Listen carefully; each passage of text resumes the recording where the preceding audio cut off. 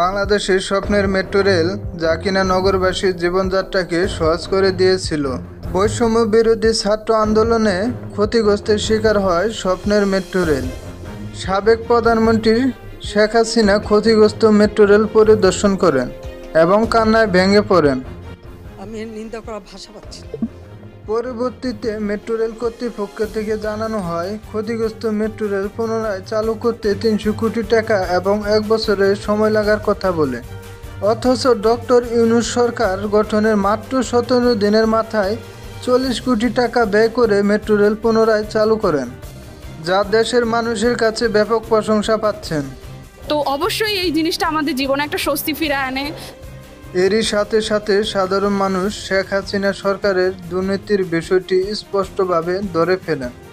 যেন বলবে ৩০০ কোটি টাকা লাগবে, সেটা ৫০ কোটি টাকার নিচে চলে আসবে।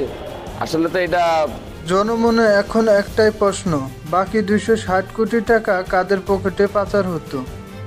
যেখানে বর্তমান সরকার মাত্র ৪০ কোটি টাকা ব্যয়ে ১৭ দিনের মাথায় চালু করেন মেট্রো রেল।